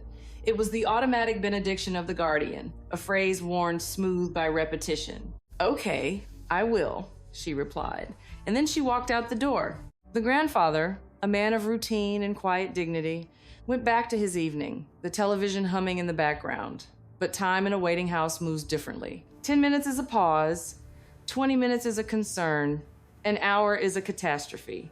When the clock ticked past the reasonable window for a book return, the grandfather's internal alarm, honed by years of loving a child in a dangerous world, began to ring. He didn't wait for the panic to paralyze him. He mobilized. He got in his car and drove the loop. He scanned the dark streets, the pools of light under the street lamps, the shadows between the hedges. He was looking for the silhouette of a girl, the bounce of a ponytail, the familiar gait of his granddaughter. He saw nothing but the indifferent quiet of the suburb. He called his wife, Chyna, who was hours away in Atlanta on a trip. She's not back, he said, and those 3 words dissolved the distance between them instantly. Chyna, sensing the vibration of disaster that only a mother figure can feel, got in her car and began the long, terrified drive back to Hope Mills, her mind likely replaying every worst-case scenario that the 11 o'clock news had ever broadcast. By the time the sun rose on Wednesday, the police were involved, and the quiet neighborhood had become a stage for a drama no one wanted to watch. Enter Detective Thorne. Thorne was a man who looked like he had been awake since the Clinton administration. He drank coffee that was more sludge than liquid and viewed humanity with a suspicion that bordered on a pathology. To Thorne, a missing teenage girl usually meant one of 3 things: a boy, a bad grade, or a bus ticket to Hollywood. But as he stood on the banks of Rockfish Creek that afternoon, watching a German shepherd sniff the mud with professional enthusiasm, he felt the heavy settle in his gut. This wasn't a runaway. Runaways take bags. They don't leave their chargers. The creek was the local teenage DMZ, a place between the adult world and the wild, where kids went to smoke, swim, and pretend they were immortal. But today, the creek was offering up clues that felt almost too scripted. An officer waved Thorne over to a patch of mud near the water's edge. "Take a look at this, boss." Thorne looked down. There, carved into the wet earth with wide, deliberate strokes, was a single word: help. It was big. It was readable. It looked like it had been written by a giant toddler with a very large stick. Thorne stared at it, tilting his head.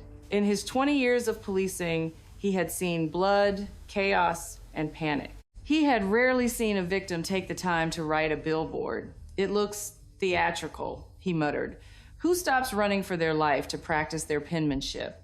It felt like a prank or a scene from a movie made by people who had never been in a real fight. But you don't ignore a neon sign just because you don't like the font. They photographed it. They tagged it. Then came the sock. A fuzzy, colorful night sock, the kind you wear when you're eating ice cream on the couch, not trekking through the woods. It lay on the path, a single, incongruous piece of domestic comfort in the wild. The family identified it immediately. It was Danielle's. It was what she was wearing when she left the house. This changed the calculus. A girl might write help as a joke, but she doesn't walk out of her socks unless she is being dragged out of them. The sock was the punctuation mark at the end of a terrifying sentence. The investigation, as they always do, turned its gaze toward the people who claimed to love the victim. In the world of high school homicide, the statistical arrow almost always points to the boyfriend. Enter Jamichael Malloy. If you were casting the role of the All-American boy for a Lifetime movie, you would hire Jamichael Malloy. 17 years old, handsome, athletic, and dripping with the kind of yes sir, no ma'am politeness that makes grandmothers swoon. He was a star soccer player at Southview High. He was popular, he was preppy, he had a plan: graduate, join the Marines, save the world, or at least look good in the uniform. He was the golden boy. He had dated Danielle, and according to her family, he was practically an adopted son. He ate their food, sat on their couch, and prayed at their table. Thorne brought him in for a chat. Jamichael sat in the interrogation room, which smelled of stale coffee and fear, and looked entirely out of place. He wasn't sweating, he wasn't fidgeting. He looked like he was waiting for a math tutor. "We broke up," Jamichael explained, his voice smooth and steady. "A few weeks ago. I'm graduating. I'm going to the Marines. She's young. She's a freshman. We were at different stages. He painted a picture of a mature, stoic young man making a hard but necessary life choice, and Danielle is the emotional, clingy child who couldn't let go. She kept texting me, he added, a note of pity in his voice. I had to block her number. For her own good, really. And where were you Tuesday night? Thorne asked, watching the boy's eyes. Home, Jamichael said, without a beat of hesitation. Studying. My friend Dominic was over. We were prepping for standardized tests. My mom was there. You can ask her. Thorne made a note. The study buddy alibi. It is the most common lie in the teenage playbook. It sounds responsible. It involves a witness who is also your best friend, and therefore your ride or die accomplice. And parents usually buy it because they desperately want to believe their children are studying instead of playing video games or murdering people. But Jamichael's mother confirmed it. Dominic Locke, the best friend, confirmed it. The alibi was a fortress. But Jamichael wasn't done helping the police. He leaned in, his face adopting a mask of deep concern. You know, he whispered, she was unhappy. She threatened to hurt herself before. She said she might drown herself. Or maybe run away. She was unstable. It was a masterclass in deflection. By painting the victim as suicidal or flighty, he was trying to shift the investigation from abduction to runaway. If she left on her own, there is no crime. If she jumped in the river, there is no killer. But the family didn't buy it. Danielle wasn't the brooding type. She was the type who organized art projects and loved her grandmother. You don't return a library book before you run away to start a new life. While the detectives tried to poke holes in the Golden Boy's armor, the investigation spiraled outward. They interviewed Amber, the friend with the book. Amber was confused. She wasn't coming here, Amber said. I didn't know anything about a book. Strike one for Danielle's cover story. But Amber did have photos.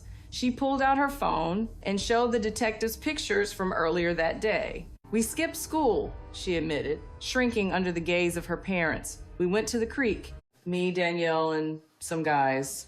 The photos showed Danielle alive, happy, wearing swimming shorts and a t-shirt, her hair in a messy bun. It was a timestamp of life. It proved she was fine that afternoon. It also introduced a new character, Aron. Aron was described as a troublemaker, a boy who had made advances on Danielle and been rejected. In the high school ecosystem, a rejected boy is a dangerous variable. Thorne hauled Aron in. Aron looked like he was going to vomit, but Aron had the ultimate defense. He was boring. He had been at practice, he had been at dinner, he had been at a movie with his parents. His existence was documented by receipts and witnesses. Aron was a dead end. Then came the technology. Danielle's phone records arrived, and they told a story that made no sense. She left her house at 9:45 p.m. Her phone pinged near her home, then silence, until 10:40 p.m. Suddenly, her phone was pinging miles away near Interstate 95, moving at highway speeds, I-95, the artery of the East Coast, the road that connects Florida to New York. The data suggested she had traveled from her quiet street to the highway in less than an hour. She wasn't walking. This screamed abduction. Had someone snatched her? A trucker? A drifter? The stranger danger profile is statistically rare. Most people are killed by someone they know, and usually someone they have kissed. But it's the scenario that keeps detectives awake at night because it is random. It is chaos. The FBI arrived. The State Bureau of Investigation joined the party. The search radius expanded from the creek to the entire eastern seaboard. They were looking for a white van, a trafficker, a ghost. Meanwhile, the actual answer was likely sitting in third period English class, texting his best friend about the new Call of Duty map. The rumors in Hope Mills began to metastasize. High schools are factories for misinformation. Everyone heard something.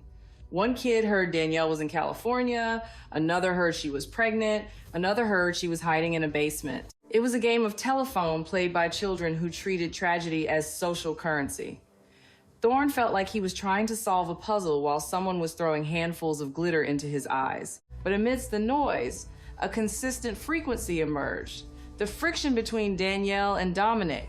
Dominic Locke was Jamichael's shadow.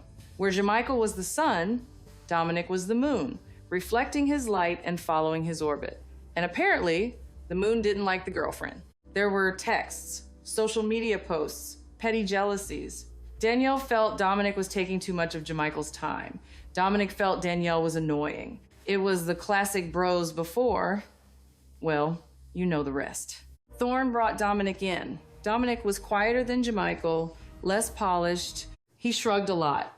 I didn't like her, he admitted, but I didn't hurt her. I was at Jamichael's. We were studying. The alibi held.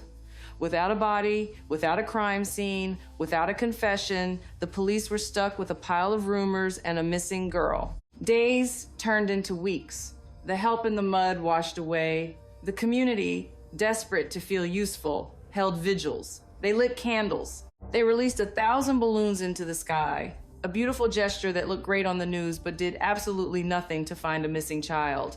And there, front and center, was Jamichael Malloy. He was the grieving ex-boyfriend. He was the pillar of strength. He brought food to the grandmother. He hugged the mother, Chena. He stood in the church, head bowed, looking for all the world like a young man crushed by loss. It was a performance that bordered on psychopathy. It takes a special kind of darkness to kill a girl and then eat her grandmother's potato salad. Thorne watched him, his cynicism deepening.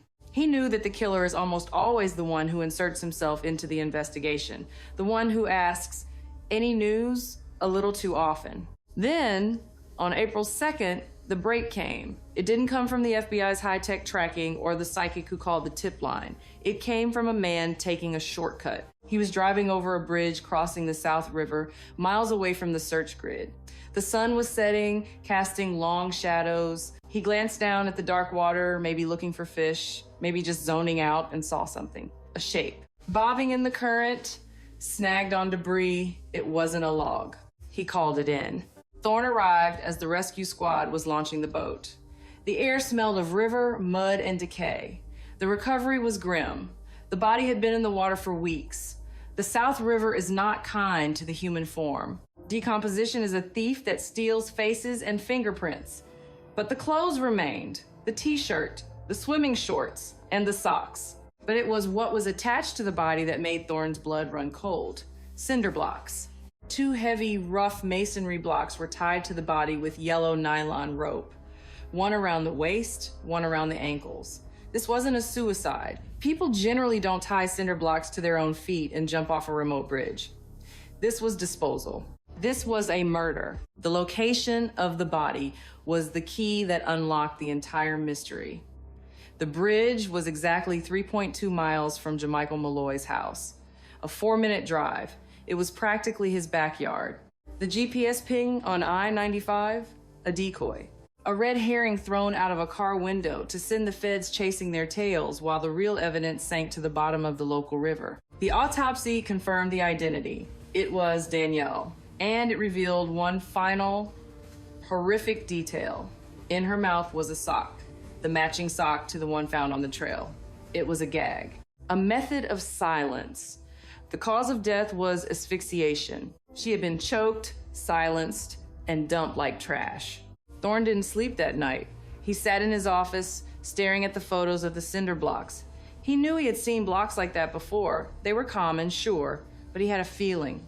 The next morning, the police rolled up to Jamichael's house with a search warrant and the kind of grim determination that makes lawyers sweat.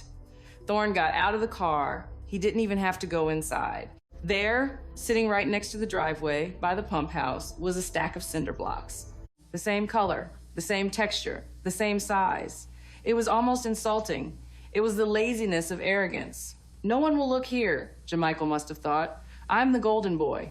They brought Jamichael out. He stood on the porch, watching the officers swarm his yard. He didn't cry. He didn't scream. He looked at Thorne and said, with a calmness that was terrifying, "I'm good with that." "You're good with us searching your house for murder weapons?" Thorne asked, incredulous. "I have nothing to hide," Jamichael said.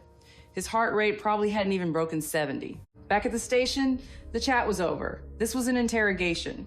Thorne laid the photos on the table. The body, the blocks, the map, the sock. "Explain this," Thorne said. "Explain why her body is 4 minutes from your house and why your landscaping materials are tied to her feet." Jamichael stared at the photos. He didn't flinch. "I don't know. Someone must have put her there. I was studying. He was a stone wall. He denied everything. Without a confession or DNA on the blocks, which are porous and notoriously hard to get prints from, they were stuck. They had a mountain of circumstantial evidence. But in the American justice system, you need a smoking gun, not just a smoking pile of coincidence. They had to let him go. It was the hardest thing Thorne had ever done. Watching the suspect walk out the door, back to his life, back to the family he was manipulating. But Thorne knew something about teenage boys. They are loyal until they are terrified. He turned his sights on Dominic, the sidekick. Dominic Locke was not the golden boy. He was the follower. Thorne brought him back in. He leaned on him. Jamichael is going to flip on you, Thorne lied. He's going to say it was your idea. He's going to say you did it.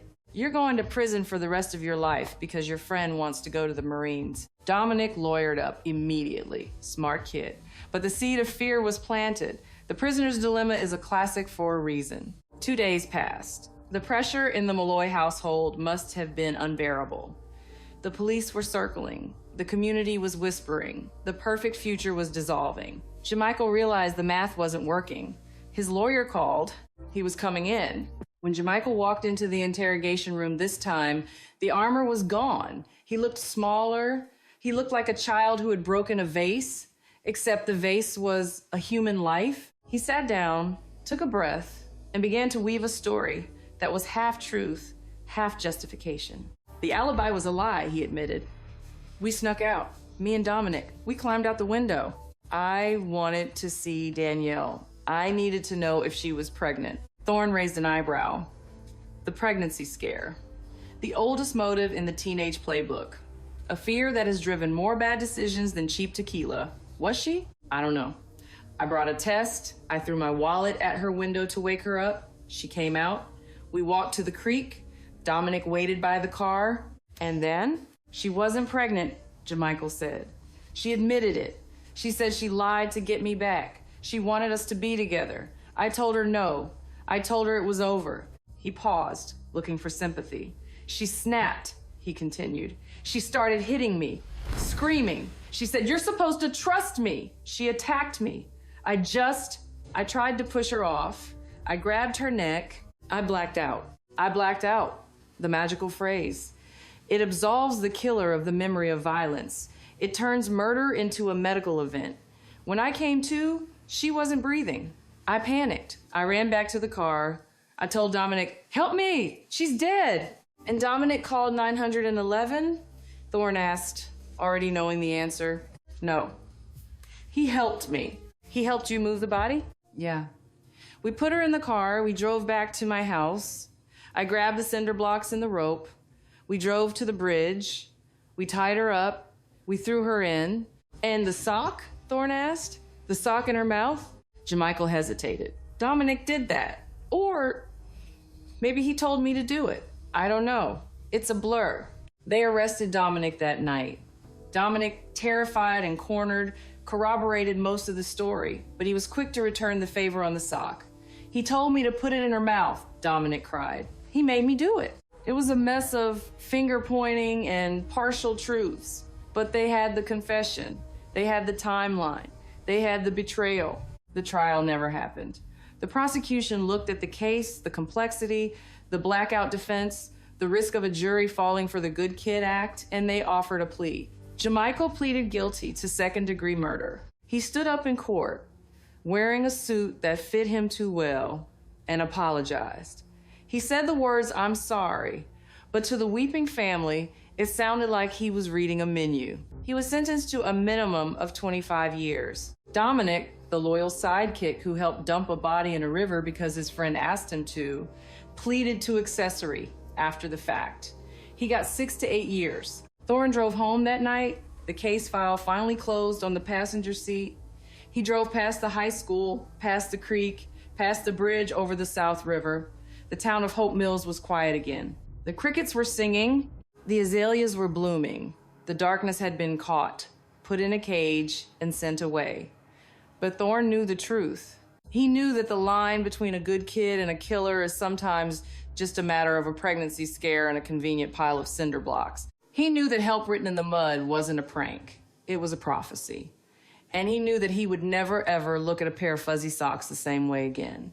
The tragedy of Danielle Locklear is not just in the violence of her death, but in the betrayal of her life. She was killed by the person she trusted most, in the place she felt safest, while the town slept under the heavy blanket of humidity and silence. And as the years pass, the mud at the creek washes away, new teenagers carve new names into the trees, and the town moves on. But for the grandfather who drove the loop that night, looking for a girl who would never come home, the road never really ends. It just circles back again and again to the moment before the door clicks shut, when "I'll be right back" was still a promise, not a lie.